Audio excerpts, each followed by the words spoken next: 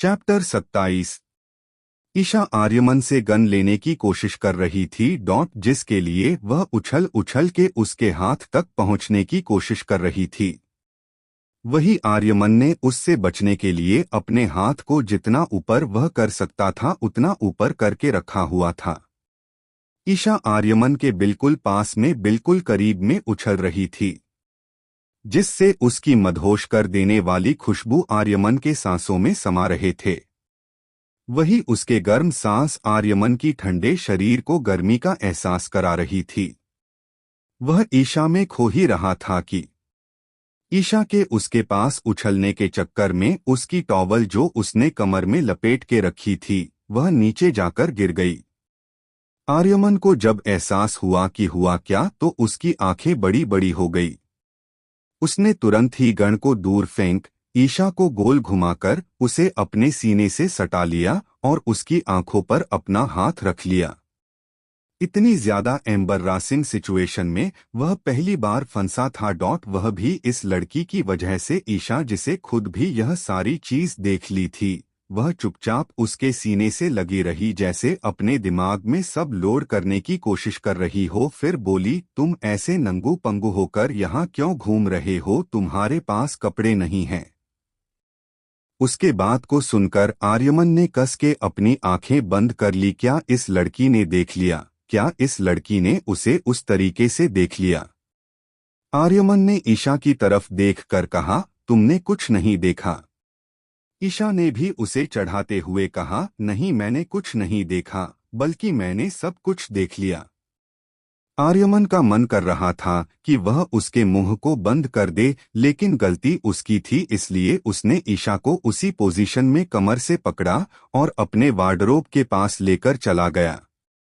उसका एक हाथ ईशा के कमर से उसे उठा रहा था तो दूसरे हाथ से उसने अभी भी ईशा की आंखों को बंद करके रखा था और ईशा को वह किसी टेडी बियर की तरह उठाकर अपने सीने से लगाए हुए ही वार्डरोब की पास जा रहा था।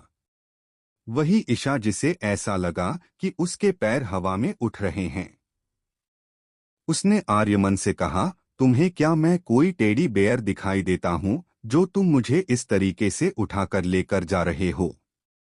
आर्यमन ने उसकी तरफ देखकर कहा, अगर तुमने चुपचाप अपना मुंह बंद नहीं किया तो तुम्हारा मुंह बंद करना मुझे अच्छी तरीके से आता है। ईशा चिढ़कर बोली, तुम मुझे धमका रहे हो?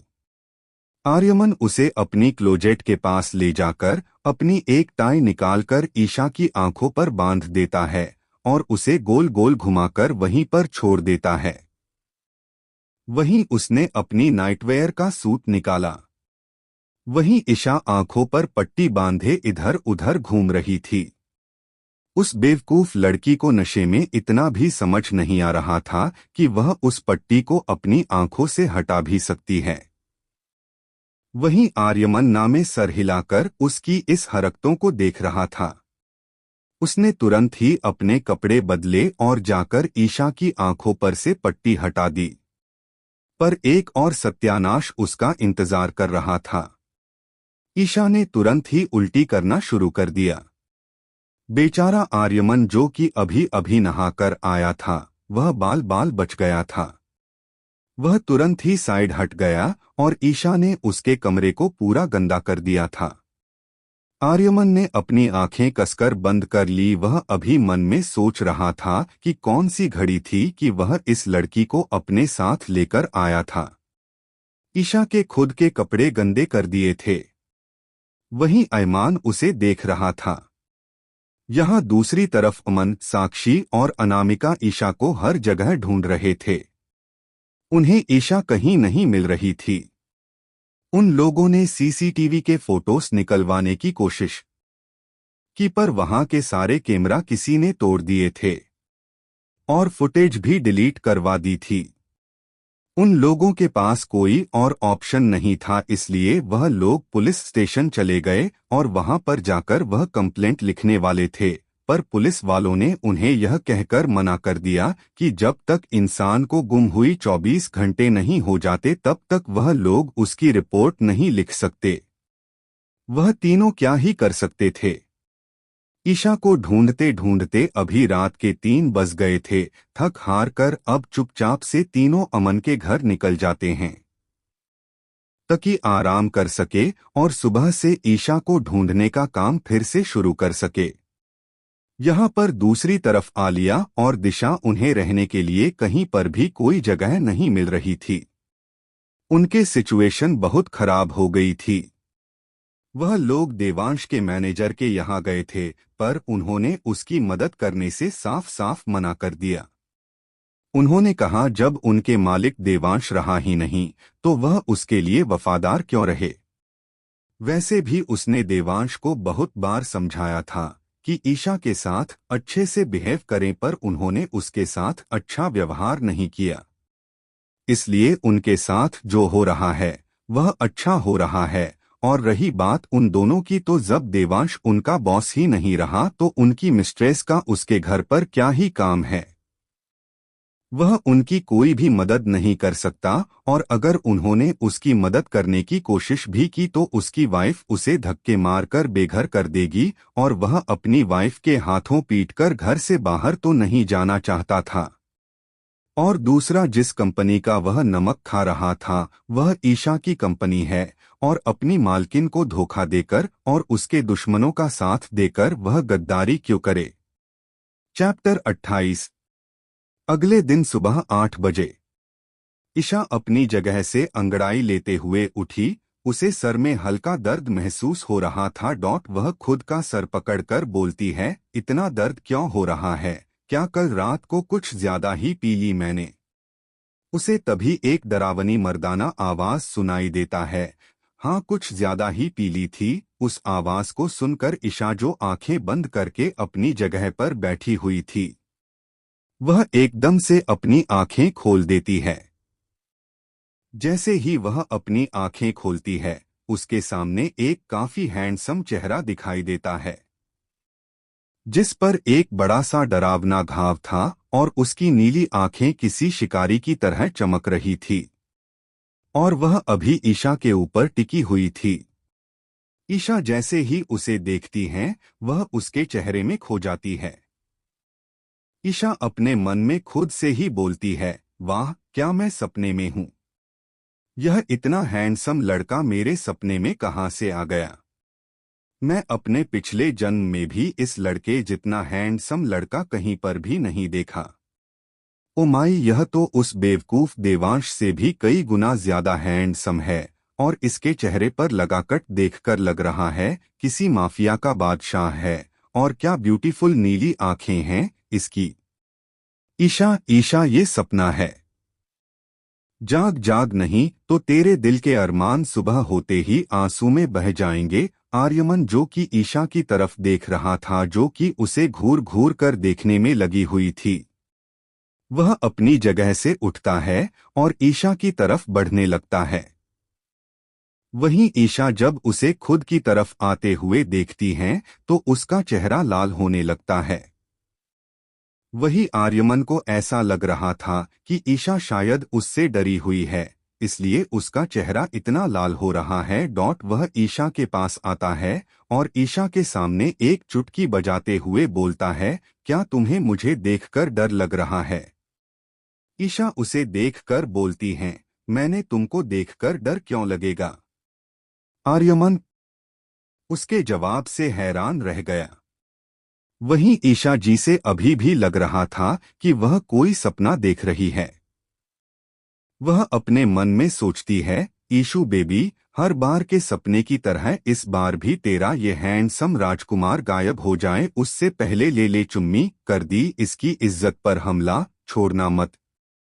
ऐसे बोलकर ईशा आगे जाकर आर्यमन के होठों पर अपने होठों को रख देती है। वही आर्यमन, जो कि ईशा के जवाब से ही हैरान था।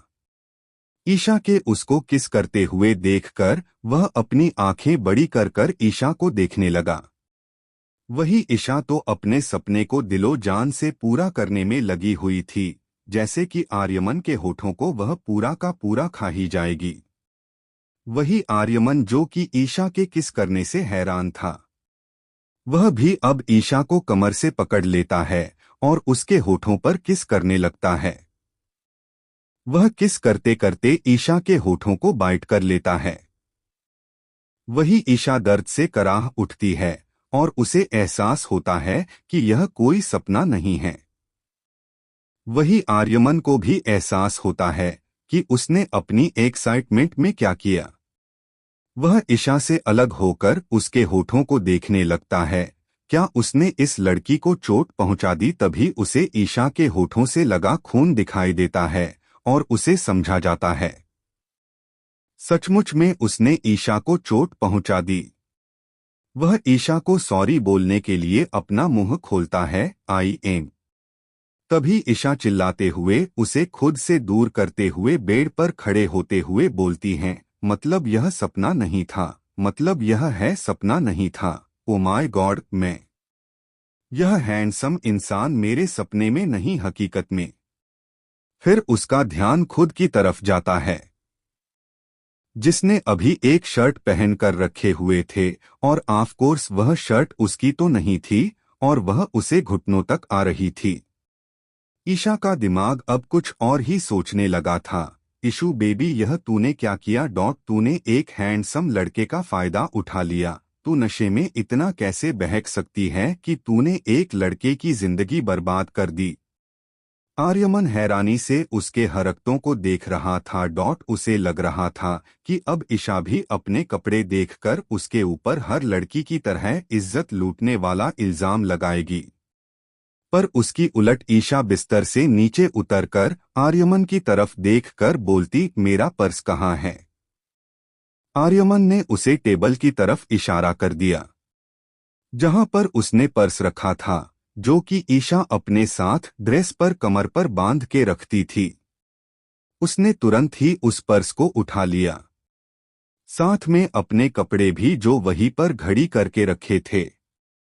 ईशा कितना अच्छा लड़का है, वन नाइट स्टैंड के बाद इतने अच्छे से मेरे कपड़े घड़ी करके रखे हैं। ईशा जल्दी से बाथरूम में जाकर अपने कपड़े पहनती है और बाहर आ जाती हैं और अपने पर्स से कुछ निकालने लगती हैं।